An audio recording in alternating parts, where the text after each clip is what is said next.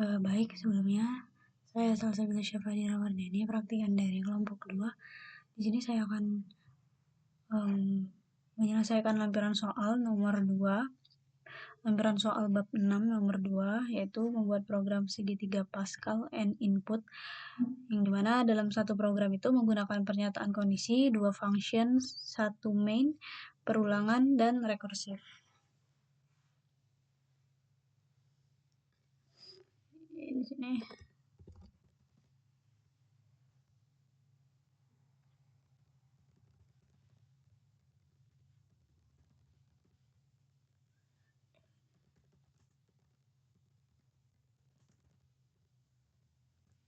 di sini ada di baris pertama itu ada include IOStream. Jadi ini merupakan header untuk menggunakan fungsi input output. Kemudian ada using namespace std ini digunakan untuk supaya kita tidak perlu menuliskan lagi std titik-titik pada setiap fungsi input output yang kita gunakan.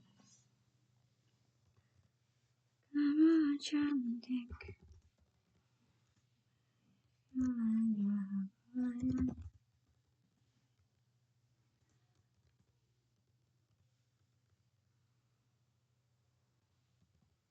Ya Allah.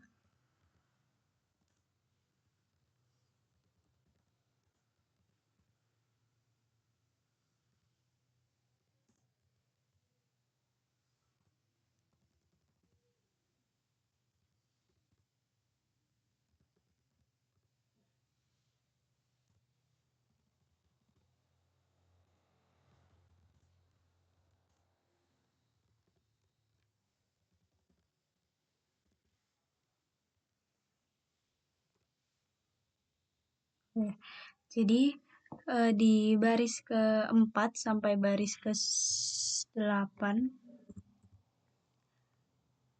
ini di sini ada fungsi ini faktorial.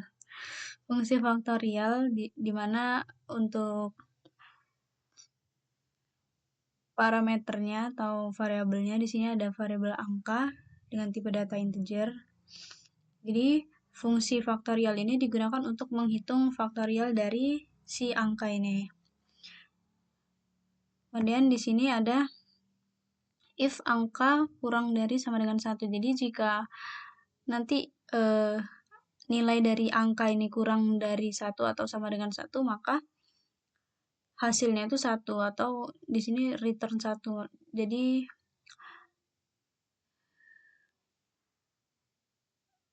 rekursif nilainya tuh 1.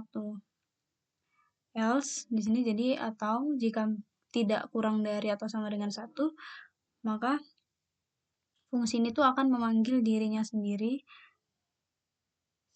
dengan nilai angka -1. Memberi segalanya padamu.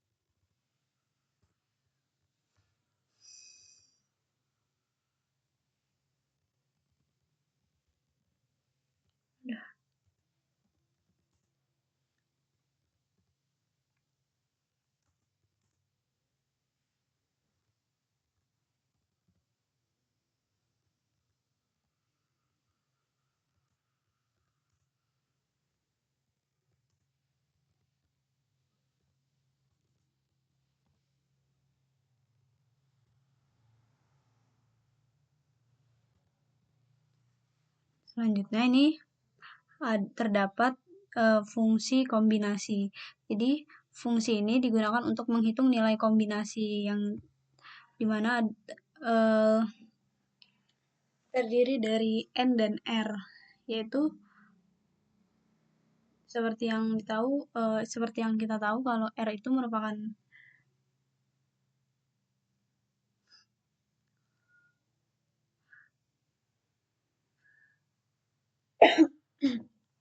nilai yang dipilih dan n ini merupakan jumlahnya.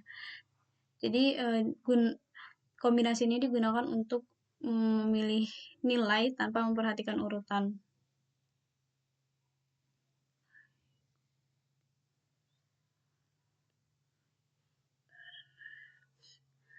Di sini juga udah ada rumusnya, di mana rumus kombinasi itu n faktorial dibagi r faktorial dikali n min r faktorial. Sempurnalah duniaku.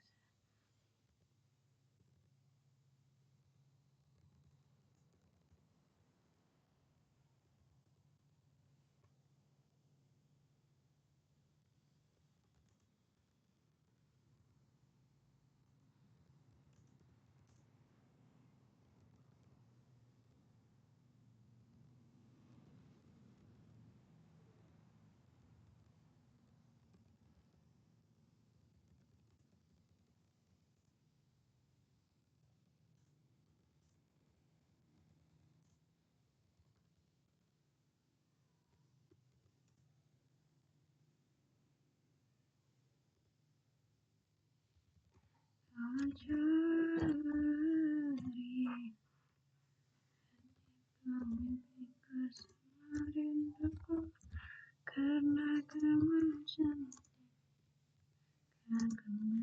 segalanya.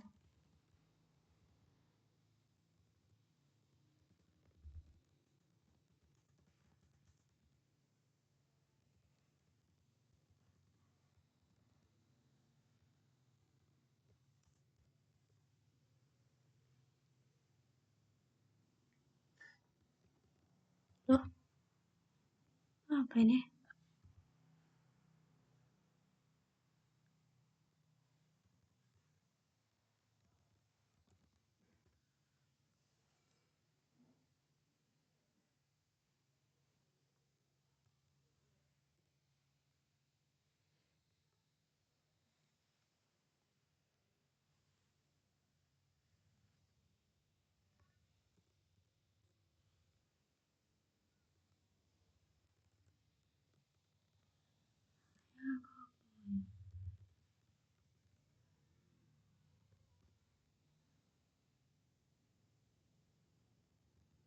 Eh,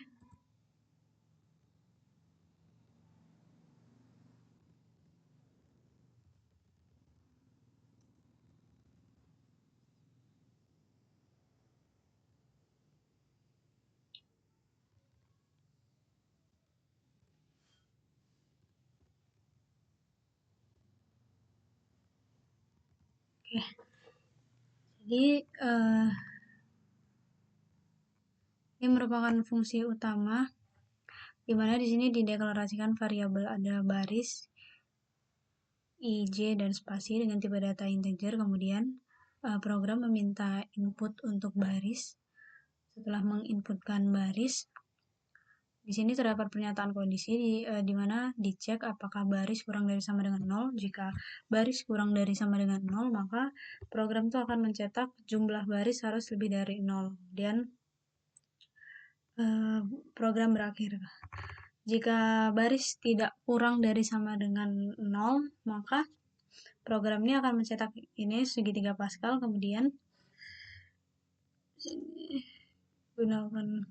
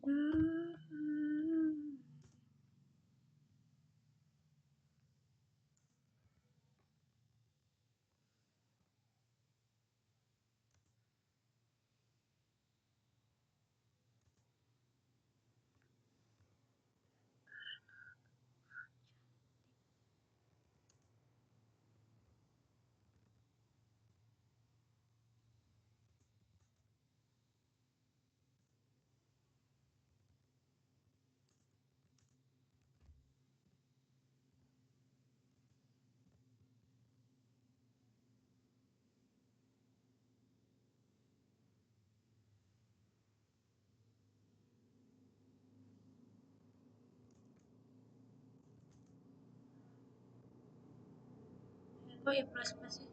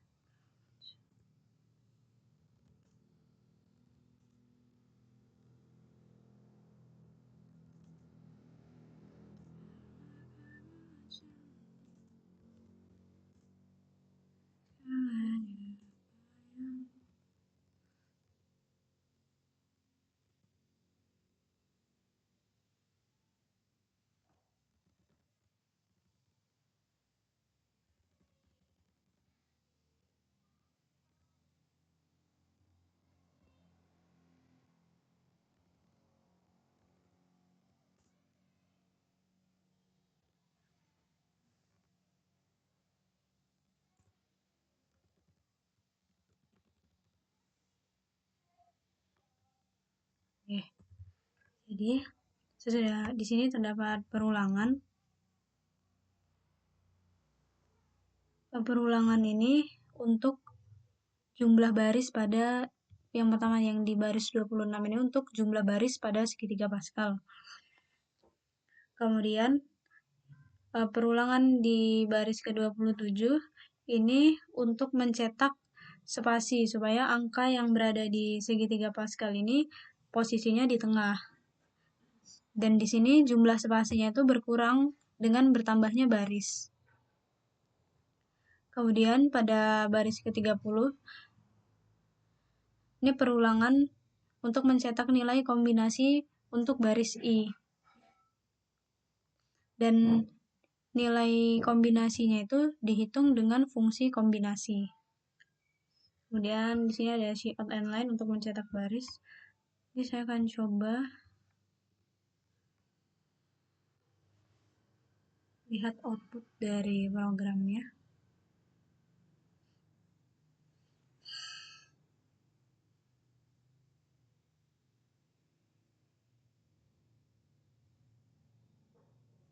So, 7.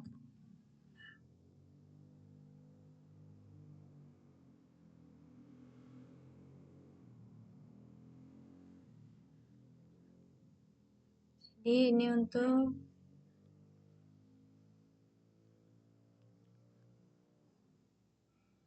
Oke, selanjutnya saya akan menjelaskan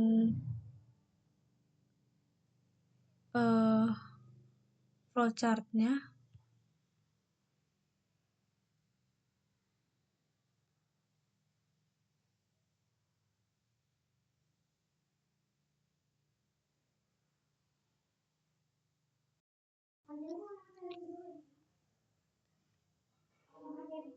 Jadi untuk flowchart nomor 2 di sini yang pertama itu ada flowchart untuk fungsi faktorial. Jadi di sini ada start untuk memulai program, kemudian masuk ke pernyataan kondisi di mana angka ini akan dicek apakah kurang dari sama dengan 1. Jika angka kurang dari sama dengan 1, maka ini ada return 1, maka nilainya itu atau hasilnya itu sama dengan 1. Kemudian jika angka tidak kurang dari sama dengan 1 akan masuk ke ini rekursif tadi di itu di programnya, dimana dia memanggil dirinya sendiri, ini memanggil faktorial dengan nilai angka dikurang 1, kemudian berakhir. Selanjutnya ini ada fungsi kombinasi menggunakan start sebagai program awal.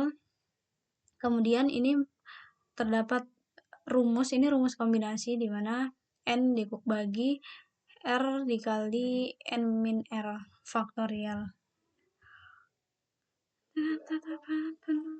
Kemudian n program berakhir. Selanjutnya ini ada fungsi utama. Jadi di sini start sebagai program awal, kemudian input diminta untuk menginputkan baris. Setelah menginputkan baris, di sini baris akan dicek apakah kurang dari sama dengan 0. Jika baris kurang dari sama dengan 0, program akan mencetak jumlah baris harus lebih dari 0. Kemudian program berakhir. Jika baris tidak kurang dari sama dengan 0, maka program akan mencetak tulisan segitiga Pascal. Kemudian di sini terdapat perulangan di mana i diinisialisasikan sama dengan 0. Kemudian i dicek apakah kurang dari baris. Jika iya, maka masuk ke perulangan spasi. Di sini spasi diinisialisasi dengan 0. Kemudian dicek apakah spasi kurang dari baris. Jika iya, maka program akan mencetak spasi. Kemudian di sini ada spasi plus di mana nilai spasinya yang awalnya 0 bertambah menjadi 1. Kemudian dicek apakah spasi kurang dari baris. Jika masih terpenuhi, spasi ini masih kurang dari baris, program akan mencetak spasi lagi. Jika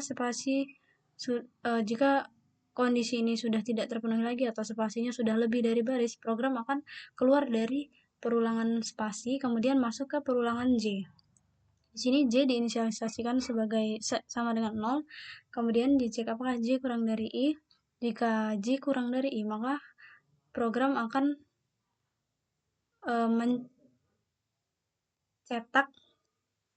mencetak fungsi kombinasi.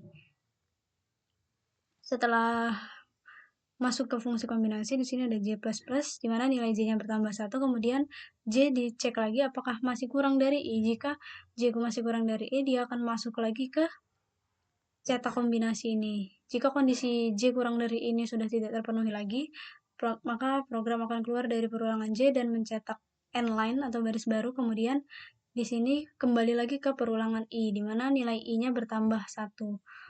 Kemudian dicek lagi di perulangan I apakah I kurang dari baris. Jika masih terpenuhi, maka dia akan masuk lagi ke perulangan spasi. Jika kondisi ini sudah tidak terpenuhi, maka program akan langsung berakhir. Jadi mungkin untuk lampiran soal nomor 2 saya cukupkan sampai sini.